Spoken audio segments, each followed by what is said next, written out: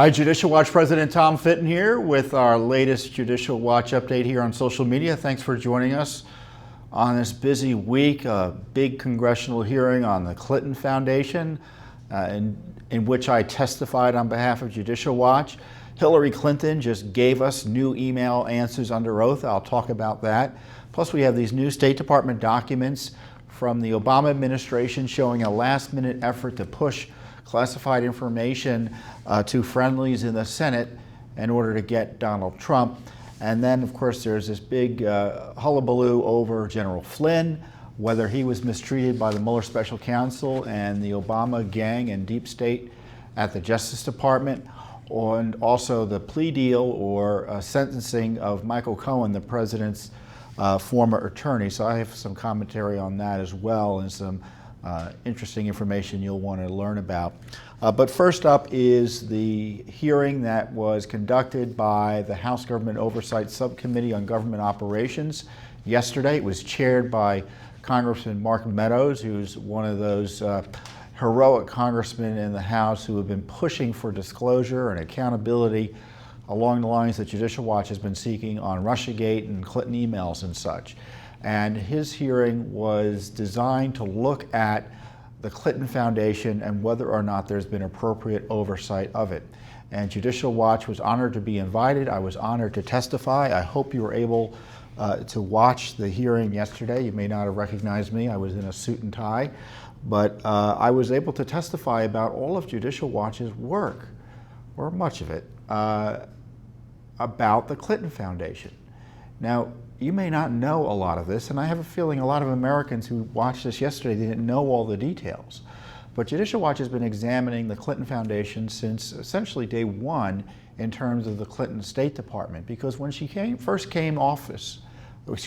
first was nominated by Barack Obama as Secretary of State, look, everybody, and not just Judicial Watch, was worried about what Bill Clinton was doing and what the intersection of the Clinton Foundation's activities would be with the Clinton State Department.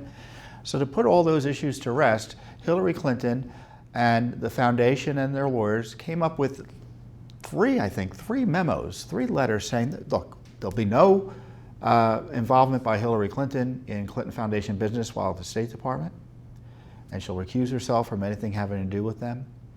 There'll be disclosures of foreign donors and certain restrictions, and they'd have disclosures of contributors, which law didn't require, but which they did anyway because senators were nervous about this, senators in both parties.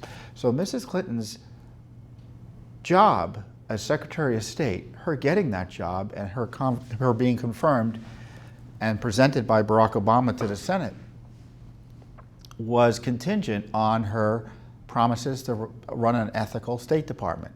Now, Judicial Watch, we know about the Clintons' ethics. We didn't buy it. So we monitored and asked to monitor that ethics process. We asked for documents in 2011. We were ignored for 2 years. We sued for them. We uncovered 215 speeches that Bill Clinton gave to foreign governments, foreign fronts, domestic interests as well, that earned him and her $48 million.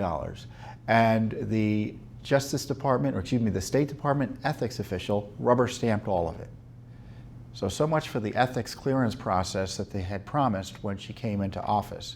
And then subsequent to that, and by the way, those documents we uncovered became the basis for Clinton Cash, because one of the folks that he gave speeches to, for instance, was a front company or a company associated with Uranium One in Russia. It was a Russia government-oriented Russia government-controlled company called Renaissance Capital, and it's been linked to the Uranium One effort. And so since then, and as a result of those documents and other things they were able to find, our friends Peter Schweitzer of Clinton Cash fame was able to connect more dots and note that there were millions of dollars coming in from Uranium One fronts to try to influence the Clintons, both personally and through the foundation, in order to get a good result on Uranium One, which is what they did get ultimately.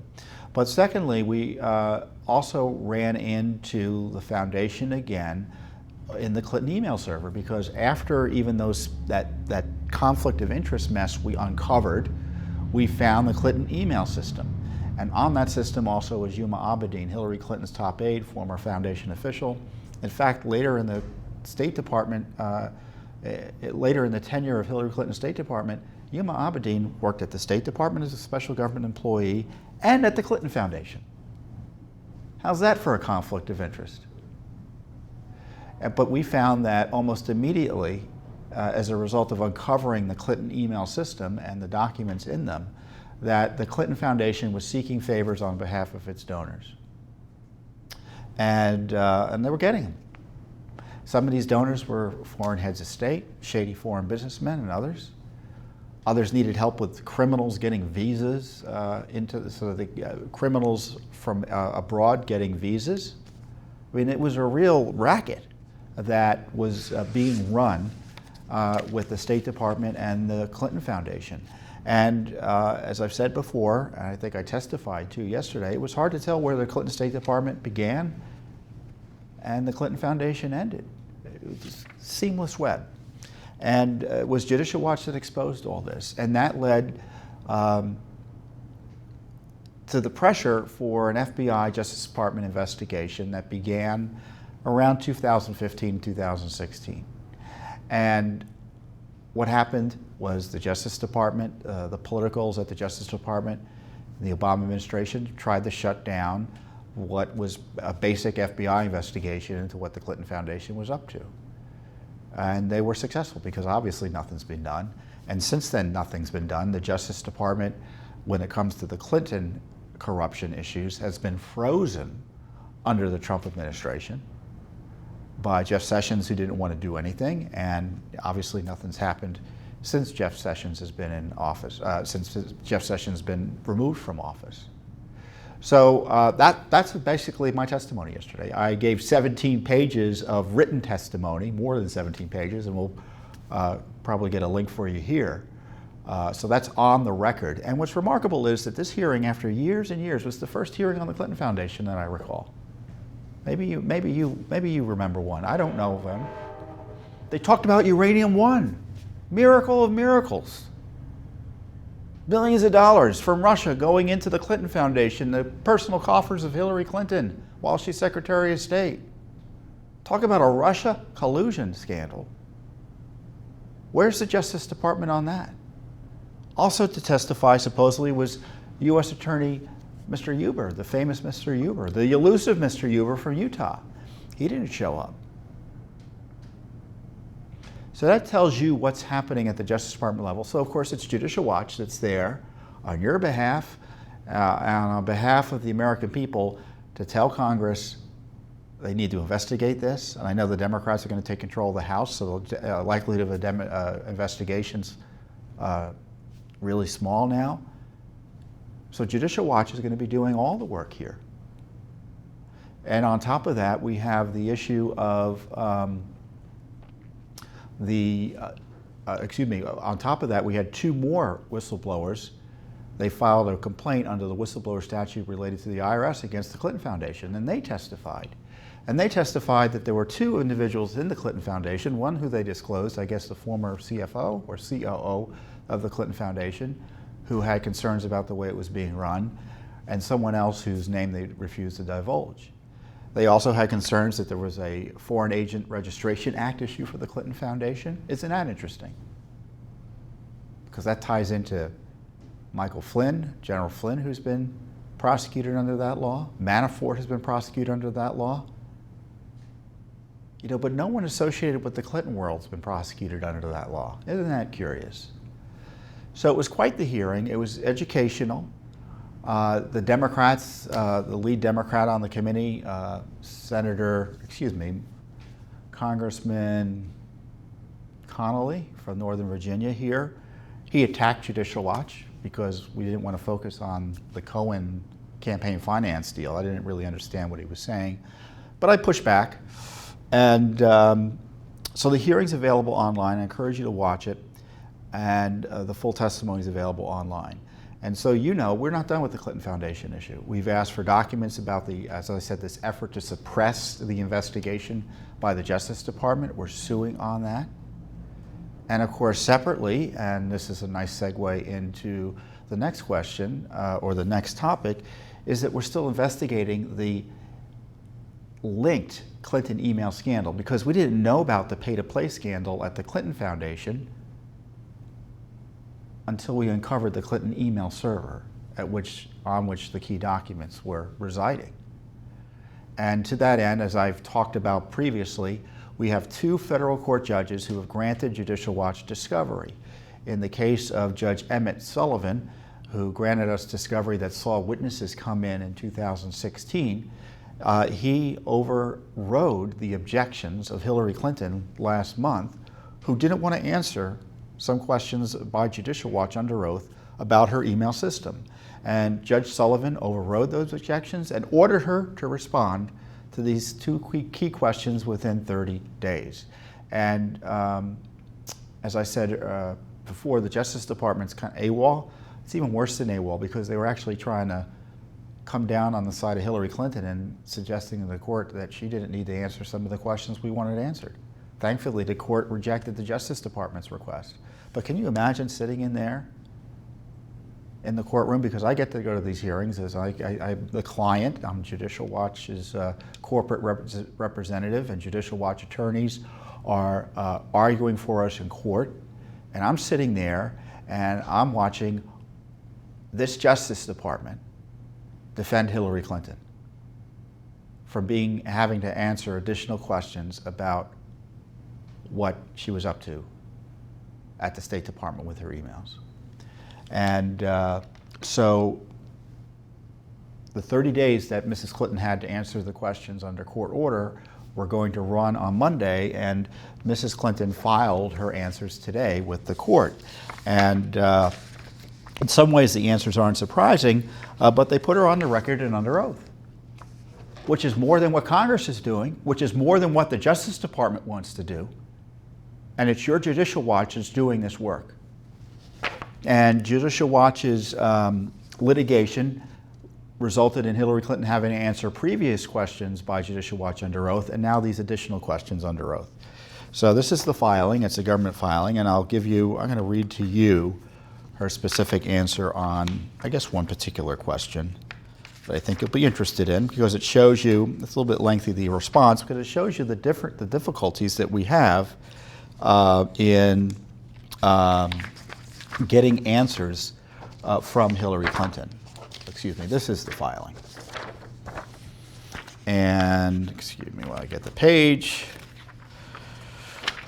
Okay, so this is the first set of questions she was supposed to answer. Describe the creation of the ClintonEmail.com domain name and the decision to set the domain up on the existing server, I guess the Clinton email server, the date it was decided to create the domain and set it up on the existing server, who made those decisions, and when the domain became operational on the existing server.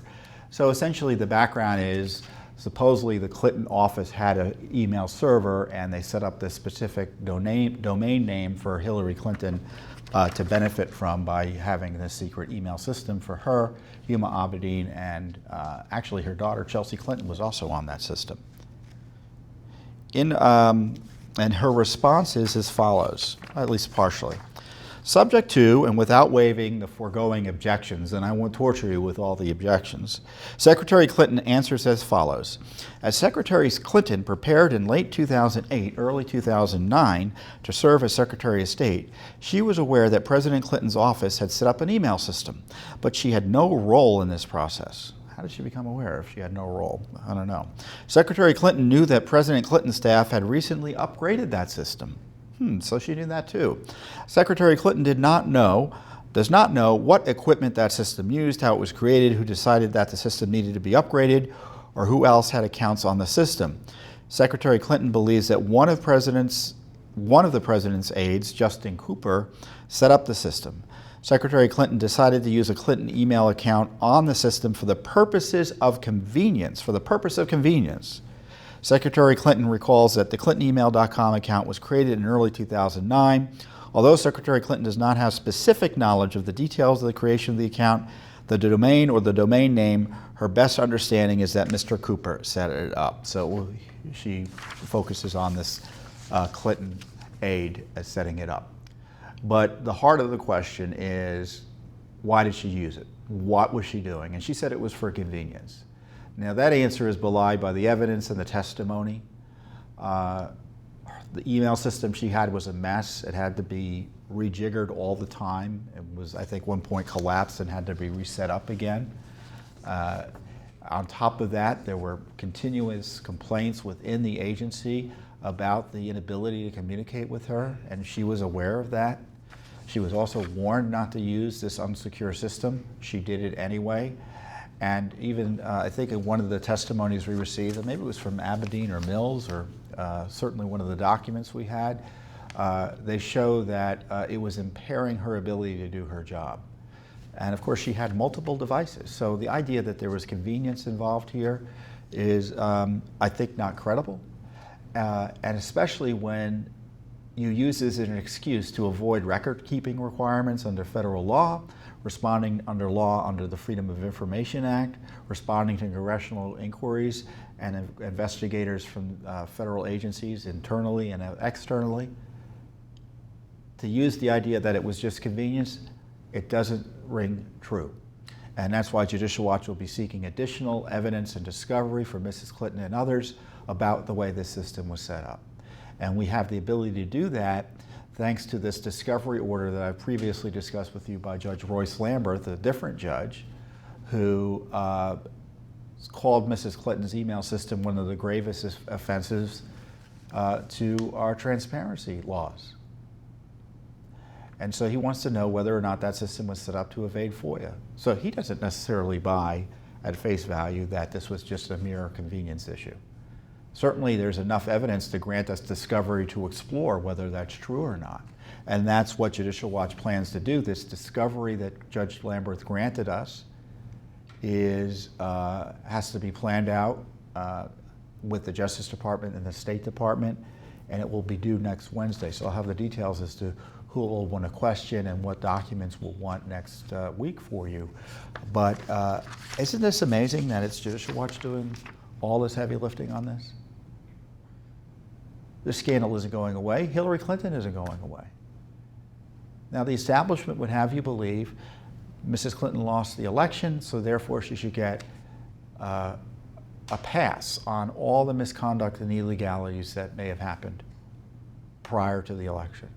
But I don't believe that, and I don't think most Americans believe that. I don't think the president believes it, but he's not able to control the Justice Department because of this out-of-control Mueller operation.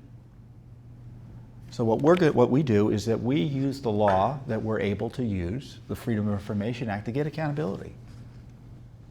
And hopefully that creates pressure for other federal agencies to do the right thing. And certainly in the least, it educates the American people about the operations of its government, the bad part, basically the corruption at the Clinton State Department and what she was trying to cover up, as I've just talked about with the Clinton Foundation issue. So there's a lot going on in the Clinton cases, and it's just remarkable that it's still Judicial Watch taking the leadership here. And I don't say that to promote Judicial Watch. I say it because I'm upset about it, that Congress has been of little help. The Justice Department not only has been of little help, but has actively opposed our efforts to get accountability, still. So, but with your support, we're able to succeed in court. So all of these court successes I'm talking about, we're a charity. We get our ability to do this work from the generous support of Americans like yourself. So thank you, those of you who support us. And those of you thinking of supporting us, you see what the results are. Speaking of results, we have new documents as a result of a litigation against the State Department. So what had happened was, at the end of the Obama administration, there was this effort to leak and disseminate classified information, supposedly to make it impossible for President Trump to suppress evidence that he was colluding with the Russians. I mean, it's kind of a cheeky summary, but it's pretty darn accurate. And we've already seen that actually happened with Senator Cardin, a leading Democrat in the Senate. The State Department sent a dossier near the end of the administration, so there was more than one dossier out there. It was being laundered in various iterations throughout the Obama administration. It was all hands on deck. And we received more documents showing this desperate effort to get documents to friendlies in the Senate in the last days of the Obama administration. In fact, just the day before, up till the day before the Trump inauguration. We made the deadline, is the phrase the official uses in praising her colleague's work to get the documents about Russia to their friends in the Senate. We made the deadline. And what was the deadline? Trump's inauguration the next day. Absolutely incredible. And the Thursday, January 5th, 2017 email chain, then State Department Congressional Advisor Era Abbasi indicates that then Assistant Secretary of State for European and Eurasian Affairs Victoria Nuland's, who's also involved in the dossier, Bureau was attempting to get Russia intelligence and Russia investigation-related documents to the office of Senator Mark Warner, head of the Intelligence or minority leader on the Intelligence Committee. His office as quickly as possible. By the way, in June of 2016, Nuland permitted a meeting between Christopher Steele, Hillary Clinton's spy, who helped compile the dossier in a secret way through a cutout law firm for Hillary Clinton's campaign. So she permitted a meeting between Steele and the FBI's legal attaché in Rome. So when things like that happen in abroad in U.S. embassies, you got to have the State Department's approval. Nuland told CBS News that the State Department knew about the Steele dossier in July 2016. In the email, with the subject line for immediate review, call sheet for S call with Senator Warner, S, you know who S is? Kerry. I told Cardin's folks that the process is long. Can we ensure that there are no holdups on our end? Minutes later, Abbasi confirms that Nuland was fully aware of the information that the State Department was providing to members of Congress, alleging Russia interference information. This is definitely on EURAS's radar, meaning that's the acronym for Miss Nuland. And as I say later, they talk about they made the deadline. Now, documents we had received earlier this year show that the Obama State Department did in fact provide classified information to Senator Cardin. The documents show that Russia political interference in elections and politics in countries across Europe. So, you know, the deep state would have you believe the Russians were only interfering in our elections to help Trump, and that was the end of it, when in fact they were trying to mess and push both candidates depending on what the issue was, and they were doing it in other countries as well. It doesn't mean you don't respond to it, but let's not pretend this is all about Donald Trump, which is what the dishonest deep state Mueller operation, left-wing media is telling you.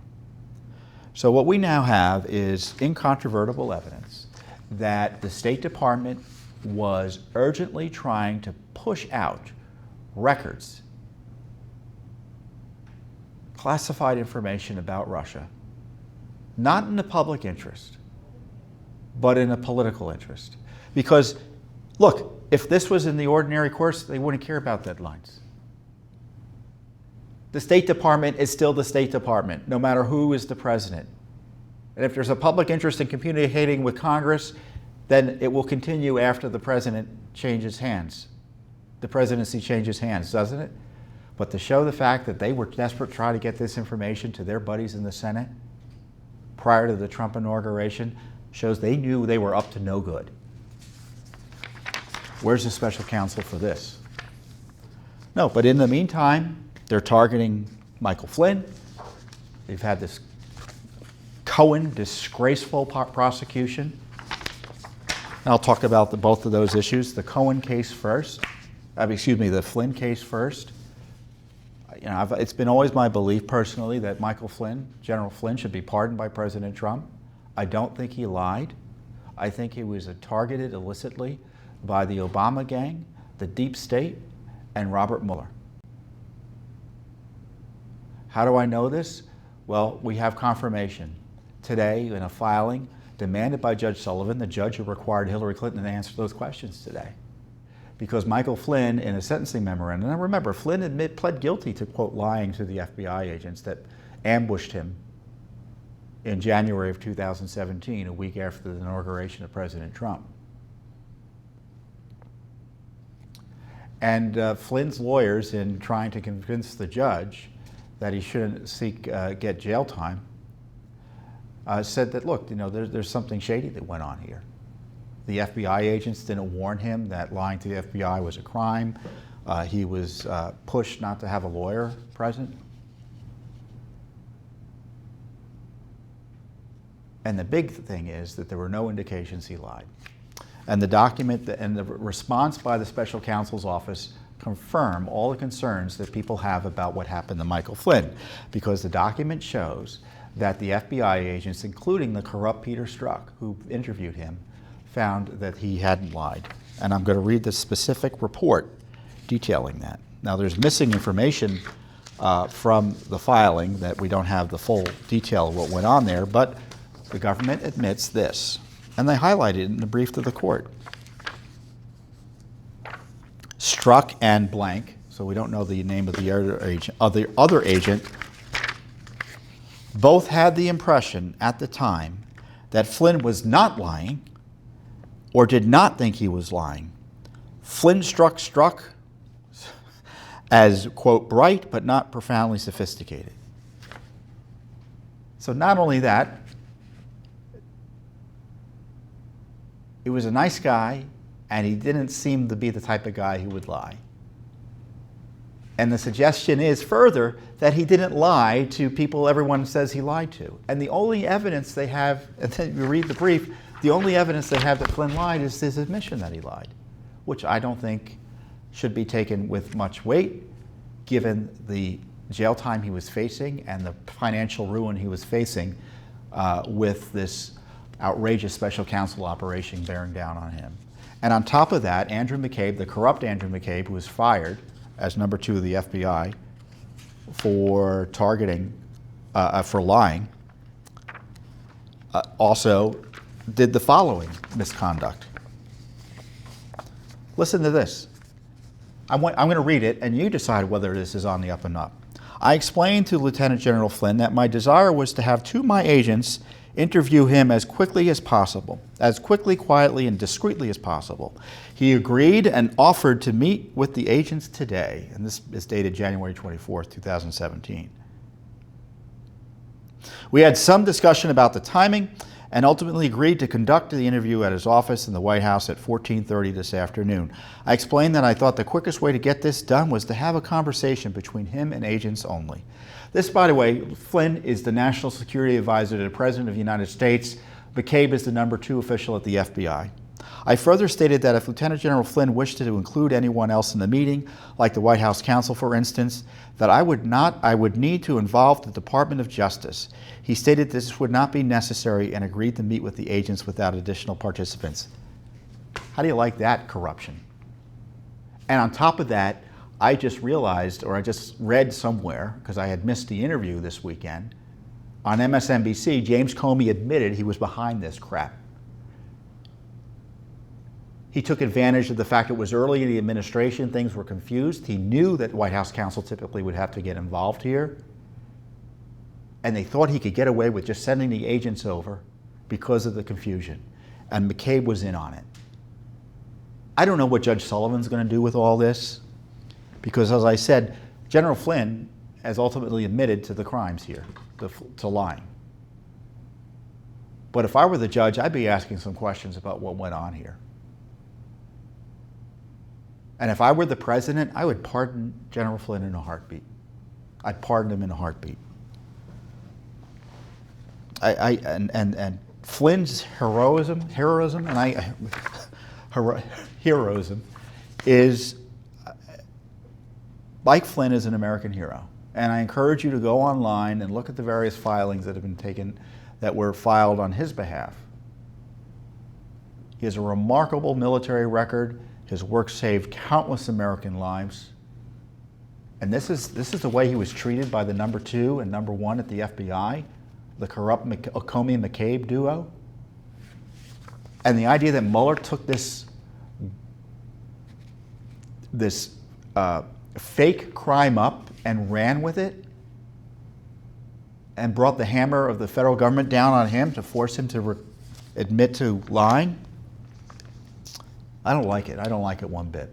And of course, Judicial Watch has Freedom of Information Act requests and lawsuits for all of this. And you know what the pretext for the meeting was? A news article that contained an illegal leak of a conversation that was recorded between Flynn and the Russia ambassador. A conversation that was perfectly fine and appropriate. So the deep state leaked something illegally, and they used that leak as a pretext to go and ambush and entrap the president's national security advisor. That's the scandal. That's the scandal. Now, the other big scandal news this week is, and one the president's having to contend with, is his lawyer, his former lawyer, Michael Cohen, was sentenced to 3+ years in jail by a federal court judge. Now, what did he admit to doing? He admitted to lying to Congress about the president's Russia real estate plans. I looked at what he allegedly lied about. It's not even clear he lied. He allegedly filed, and he admitted to filing false tax returns and not reporting income, so there's a tax problem. Don't need a special counsel for that. He admitted to filing false home equity and bank loan documents, none of which led to any losses for financial institutions. So that's not a serious issue in terms of having a special counsel prosecute them. And more dangerously, he admitted to a non-crime, which was this campaign finance violation that the media and the special counsel's trying, and the Southern District of New York, which is, I guess, competing with the special counsel to get Donald Trump, by laundering this fake crime in through this plea agreement. And the problem is the courts is blessing this because you get the government agreeing that it was a crime and the defendant agreeing it's a crime. So it's up to groups like Judicial Watch and other disinterested parties say, hold on a second, this is not what the law is. Because the allegation is that private payments made to women associated who supposedly were associated with then candidate Trump are campaign finance contributions or connected to the campaign and should have been reported. And that's not the case. If the payments were made for a matter that had a personal impact and could have been made with or without a campaign, it's not a campaign contribution. And in the case of this, one of the payments was made by a third-party news organization to buy the rights to a story. And they're saying that's campaign related. Well, isn't that interesting? So every expenditure by news organizations that benefit a candidate are potentially campaign finance law violations and should be reported? Oh no. Oh no. So now the left is talking, well, the president, and Cohen supposedly says that the president was involved in all this. So, and of course, the special counsel in the Southern District of New York make hay of the fact that's the case, put his name in there, and generate calls for impeachment based on his involvement in these dubious campaign finance charges.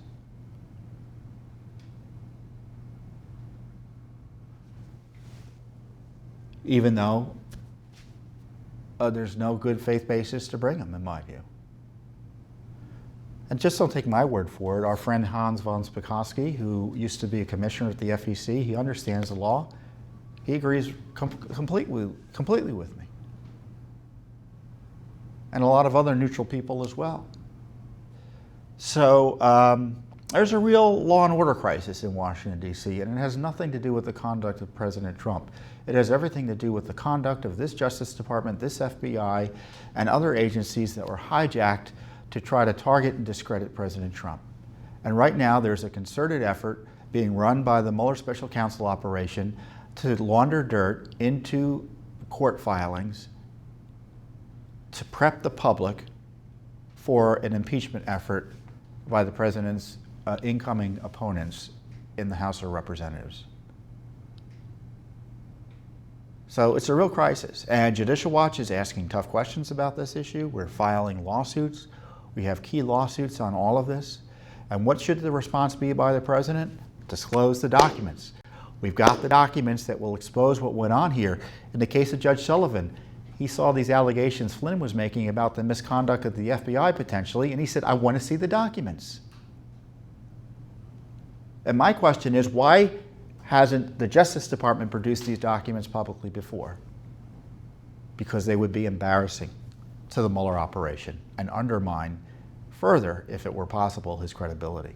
So Judicial Watch is going to be asking for documents like this. We've got 30 plus lawsuits into the deep state effort to undo the election of 2016. And you can trust that we're going to keep on pushing these document requests and Freedom of Information Act requests and lawsuits. And you can see our heavy lifting gets some major results, certainly on the Clinton issues, and we've gotten key issues out there on on the Foreign Intelligence Surveillance Act recently. And of course, we're in Congress taking the lead on the Clinton Foundation. So there's a lot going on. I'll have a lot more for you next week, so stay tuned for that. In the meantime, have a wonderful and safe weekend.